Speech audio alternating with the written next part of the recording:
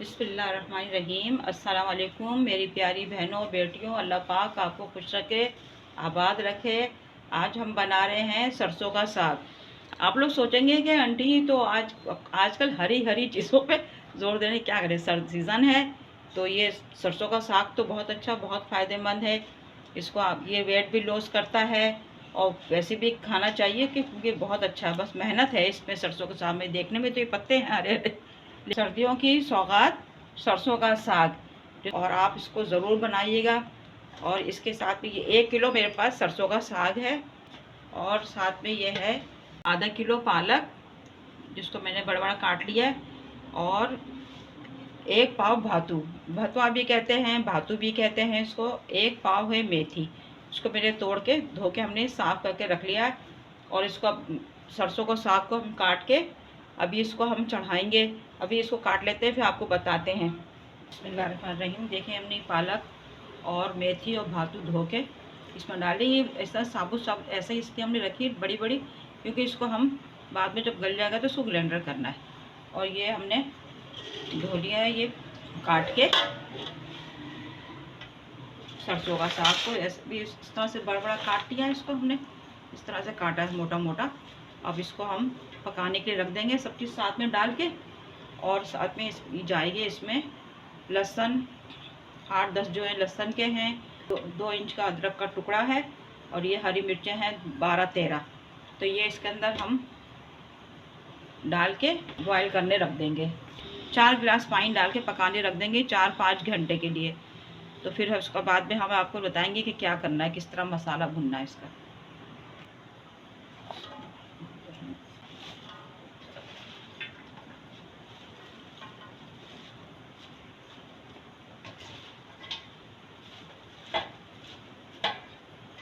एक 4 गिलास पानी डाल के इसको हम पकने के लिए रख देंगे।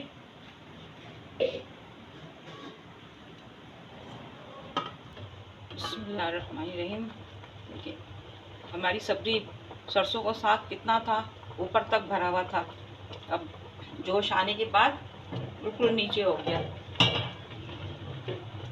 देखेंगे इसको, मैंने आपको दिखाया कि देखें ये कितना यहाँ तक था, बिल्कुल नीचे आ गया। अब ये और पकेगा तो और कम हो जाएगा। तब इसको हम पकने के लिए छोड़ देते हैं, ये अच्छी तरह पक जाएगा। फिर इसका मसाला तैयार करेंगे, फिर आपको दिखाएंगे।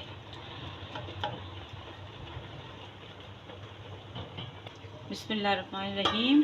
देखिए हमारा साग गल गया है।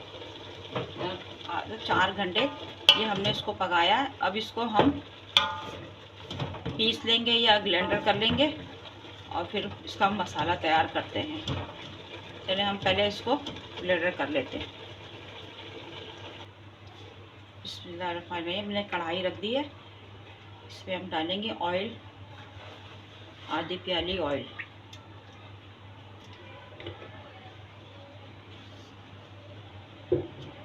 ऑयल हमारा गर्म हो जाए, इसमें हम डालेंगे फिर प्याज। ये 2 अदद प्याज है जो हमको बारीक काटा है, ये इसके अंदर ऑयल में हम डालेंगे।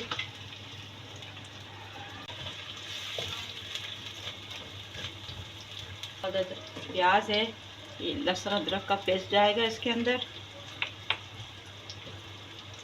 1 चम्मच ज़ीरा,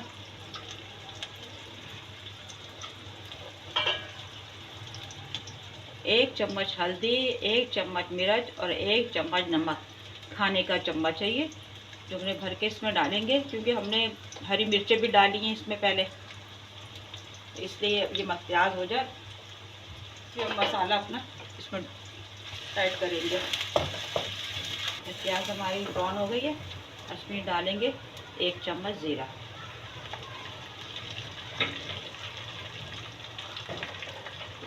लहसुन अदरक का पेस्ट,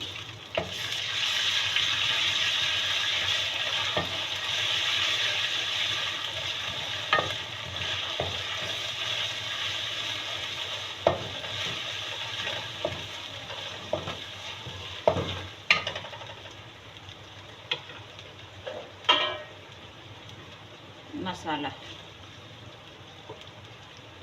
थोड़ा सा पानी ऐड करेंगे।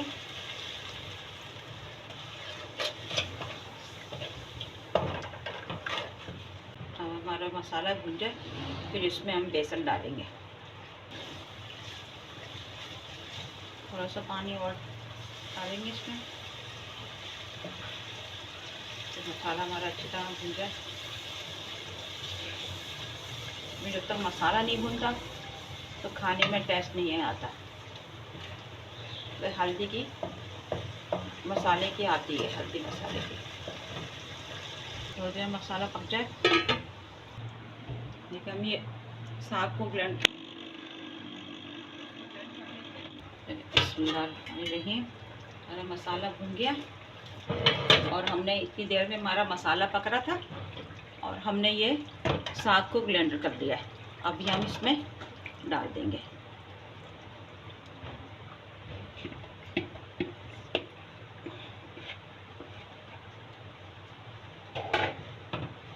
ये सब इसको मिक्स करेंगे।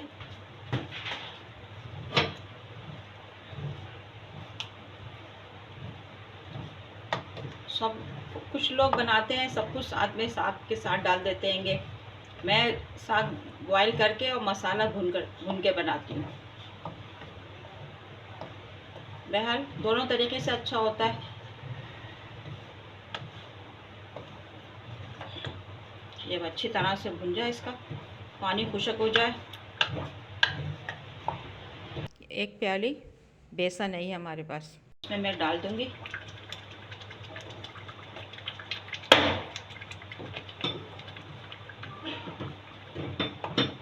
इसको अच्छी तरह से मिक्स कर लेंगे।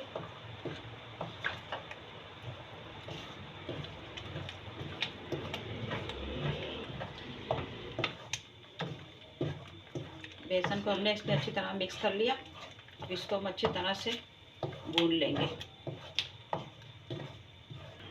अब ये हमारे पास मकई का आटा है 2 कप, तो इसमें हम आधा चम्मच नमक डाल रहे हैं। और ज़ाहिर जब सरसों का साग है तो उसके साथ मकई की रोटी भी होनी चाहिए, जब भी तो मज़ा आएगा खाने का। तो ये मैं अभी आटा गूंथती हूँ मकई का। अभी आम आटों की तरह तो गूंथा नहीं है, ये ज़रा इसको ऐसे सख्त उसमें किया जाता है। पहले हम सारे आटों को मिक्स करके, देखिए हमारा ये आटा तैयार हो गया मकई का आटा। इसको इस तरह से पीसते हैं इस आटे को। देखिए बिल्कुल सॉफ्ट हो गया हमारा आटा। अब इसके हम 2 पेड़े बना लेते हैं इसके।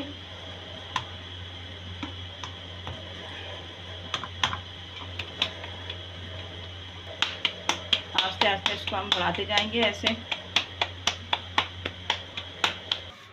देखिए हमने थोड़ा सा आटा इस पर पटरे पे डाला और इसको फिर ऐसे करके बढ़ा देंगे। पहले तो हमने बहुत, हमारी अम्मी बनाती थी सरसों का साग मकई की रोटी। जब हम सवात में होते थे बहुत शौक से खाते थे हम लोग।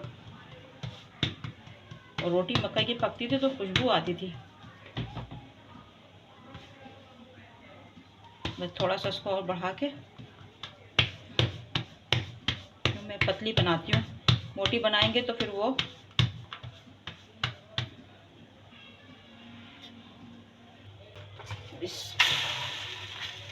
देखिए उसमें मैंने डाल दी। मेरे हाथ ज़रा वैसे हो गए अब बड़ी मुश्किल से हाथों से ना आटा वो नहीं किया जाता। चलो फिर भी मैंने डाल लिया, अल्लाह का शुक्र है। जैसे सीख जाएगी इसको फिर पलट देंगे। बिल्कुल धीमी हल्की आंच पे तवे को रखना है। अगर तेज़ आंच हमने करी तो रोटी जल जाएगी और अंदर से कच्ची रहेगी हमारी रोटी।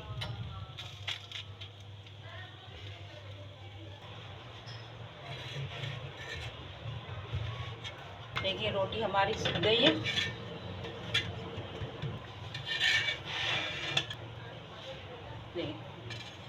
इतनी अच्छी माशाल्लाह खूबसूरत रोटी बनी है, पतली बिल्कुल। देखिए साग हमारा भुन गया है, अब रेडी है डिश आउट करने के लिए। माशाल्लाह इतनी अच्छी खुशबू आ रही है। अब जब इसमें हम मक्खन डालेंगे और ज़्यादा अच्छी खुशबू आएगी। खूब अच्छी तरह हमने भून लिया इसका पानी। देखें बिल्कुल खुशक हो गया है इसका। देखिए कितना सारा था ये साग, कितना हो गया, खूब अच्छी तरह भुन गया है। अब इसको हम डिश आउट करते हैं। बिस्मिल्लाहिर्रहमानिर्रहीम। देसी घी का तड़का लग रहा है ये इसके ऊपर। जब तक सरसों के साग में देसी घी ना हो तो टेस्ट तो आता ही नहीं ना। टेस्ट तो जब भी आएगा जब देसी घी डलेगा उसमें। बिस्मिल्लाह। हम देखें डिश आउट कर रहे हैं हम इसको। हमारी मकई की रोटी भी तैयार है और सरसों का साग। मकई की रोटी, सरसों का साग, सर्दियों की सौगात। आप लोग ज़रूर बनाइएगा, मेरी रेसिपी को फॉलो करिएगा। इंशाल्लाह मेरी तरीके से बनाएंगे तो बहुत लजीज बनेगा और बहुत आप दाद पाएंगे। सर्दियों के हिसाब से भी बहुत लजीज खाना है जो फ़ायदा भी करता है। मक्के की रोटी शुगर वालों को, हार्ट ब्लड प्रेशर वालों को बहुत फ़ायदा करती है। इसमें से हम ये मक्खन भी डाल देते हैं।